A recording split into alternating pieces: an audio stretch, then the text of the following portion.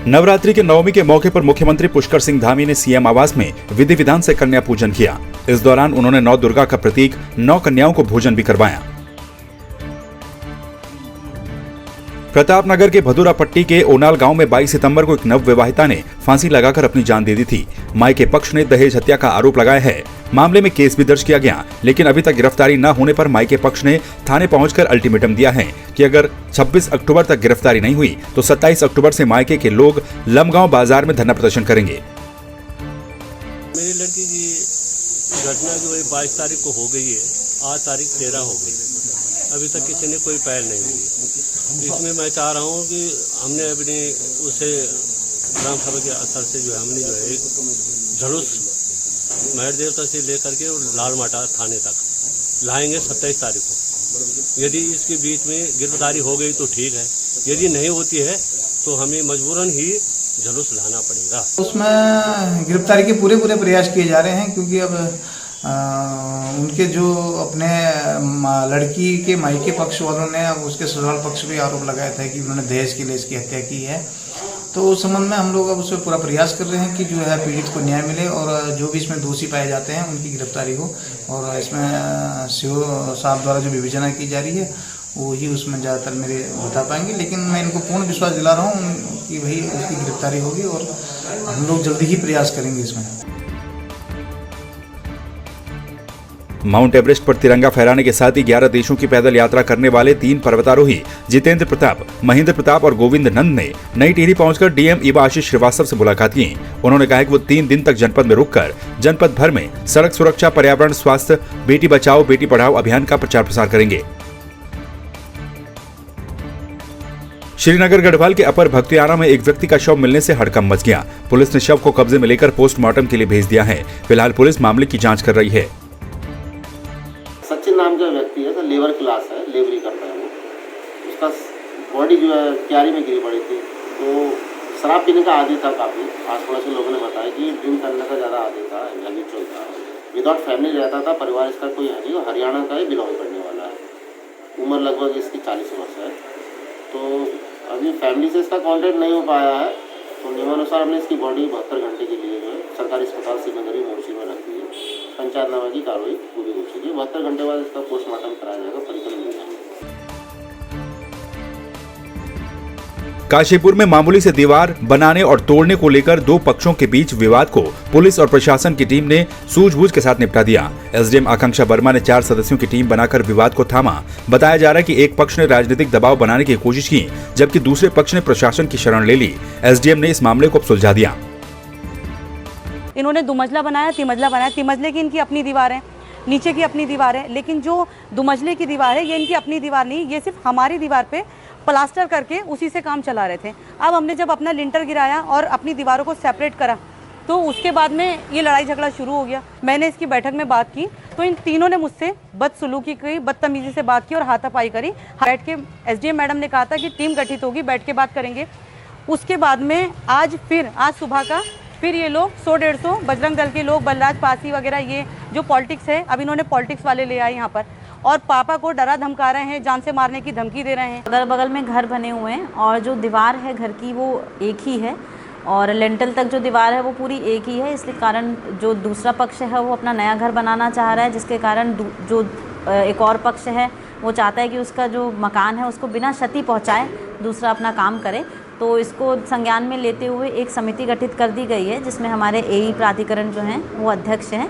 तो एक बार टेक्निकल हम लोग के पास रिकमेंडेशन आ जाए कि क्या जो पक्ष है दोनों अपना काम जारी रख सकता है बिना दूसरे पक्ष को क्षति पहुंचाए हुए, और जितना जेई साहब ने पहले भी निरीक्षण किया है वो हो सकता है पॉसिबल। तो जो भी समिति हमारी डिसाइड करेगी उसके अकॉर्डिंग ही डिसीजन लिया जाएगा। काशीपुर में पुलिस ने एक व्यक्ति के पास 1 किलो 250 ग्राम चरस के साथ उसे गिरफ्तार कर लिया। अभियुक्त वर्तमान में फरिंदा का जिला पंचायत सदस्य भी है। वो नैनीताल घूमने जा रहा था। क्षेत्र में बांसफोड़न चौकी द्वारा और चौकी इंचार्ज द्वारा एक बहुत ही अच्छी कार्रवाई की गई, जिसमें लगभग 1.25 किलो के आसपास में चरस बरामदगी की गई, जो काशीपुर क्षेत्र में यूपी से बेचने के लिए आ गई थी। इसमें आश्चर्यजनक बात ये थी कि एक जिला पंचायत सदस्य जो यूपी में जिला पंचायत सदस्य है उनके द्वारा ये कार्य किया जा रहा था। तो और जो भी व्यक्ति काशीपुर क्षेत्र में या हमारे जनपद में अन्य राज्यों से अगर कोई अवैध स्मैक या चरस बेचने की कोशिश करता है तो पुलिस द्वारा उस पर कार्रवाई की जाएगी। काशीपुर में शराब के सेल्समैन से हुई लूट का एसओजी प्रभारी रविंद्र बिष्ट की टीम ने खुलासा करते हुए 2 आरोपियों को करीब 21,000 की नकदी, 2 तमंचे, जिंदा कारतूस और घटना में प्रयुक्त मोटरसाइकिल के साथ गिरफ्तार कर जेल भेज दिया है। वहीं तत्काल पुलिस द्वारा की गई कार्रवाई से डीआईजी कुमाऊं ने पुलिस टीम को बधाई भी दी। में एसओजी टीम द्वारा एक अच्छी कार्रवाई की गई जिसमें 2 लोगों को, संदिग्ध लोगों को उन्होंने गिरफ्तार किया, जिसमें जिनके पास अवैध असले मिले थे। दौरान इंटरोगेशन करीब 2 महीने पहले काशीपुर में एक व्यक्ति पर हमला करके उससे 60,000 रुपये तक की नकद लूट करके ले जाने वाली चीज़ का भी खुलासा हुआ। वो चीज़ उन्हीं 2 लोगों द्वारा किया गया, ऐसे कबूल किया गया। उनके पास से सेक्शन 27 के अंडर जो लूट की गई थी उसकी बैग और कुछ राशि भी प्राप्त हुई है।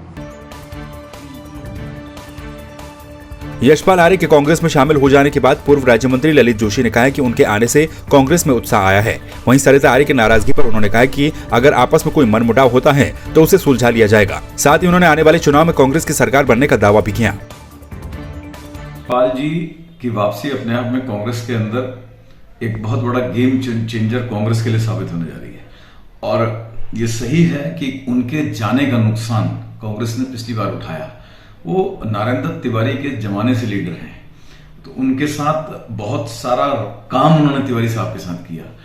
उनके अनुभवों का लाभ कहीं ना कहीं हमको पिछले इलेक्शन में उस बात का खामियाजा उठाना पड़ा था। आज वो आए हैं तो आप देख रहे हैं सारे कार्यकर्ताओं में इस बात का हर्ष तो है ही कि उनकी वापसी से जो एक सर्व समाज का जो एक हमारा कांग्रेस का जो फॉर्मूला है उसको कहीं ना कहीं मजबूती मिलती है।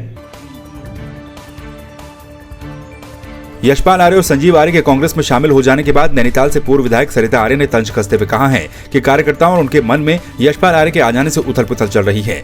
उन्होंने कहा कि वो बीजेपी की मलाई खाकर कांग्रेस में शामिल हो रहे हैं। सरिता आर्य ने कहा कि नैनीताल से टिकट के मामले में किसी भी प्रकार का समझौता नहीं करूंगी। यशपाल आर्य बड़े चेहरे हैं, वो कहीं से भी चुनाव लड़ सकते हैं। पार्टी में तो आने का स्वागत करती हूँ, लेकिन एक मेरे मन में भी उथल पुथल है, सारे कार्यकर्ताओं के भी मन में उथल पुथल है कि पहले भाजपा में मलाई खाई और आप आज कांग्रेस में आ गए हैं। लेकिन ये है कि हम स्वागत करते हैं, लेकिन टिकट के मामले में मैं समझौता नहीं करूँगी और शीर्ष नेतृत्व से मैं मिल ली है, मेरी बात भी हो गई है। सभी ने कहा है कि हम आपका ख्याल करेंगे। सब शीर्ष नेतृत्व ने मुझे आश्वासन भी दे दिया है कि नहीं आपके हित में होगा जो भी होगा। तो देखिए ये तो अभी टिकट बंट भी रहे हैं, टिकट जिस समय बटेंगे फिर उस समय मैं स्टैंड लूँगी। अभी मैं पार्टी में ही हूँ। क्या है देवभूमि की जनता का मुंह? किसकी बातें हैं सच और कौन बोल रहा है झूठ? कितना बढ़ चला है प्रदेश में चुनावी पारा? कामकाज में कौन जीता और कौन हारा? 2022 के चुनावी समर में किसका होगा मंगल?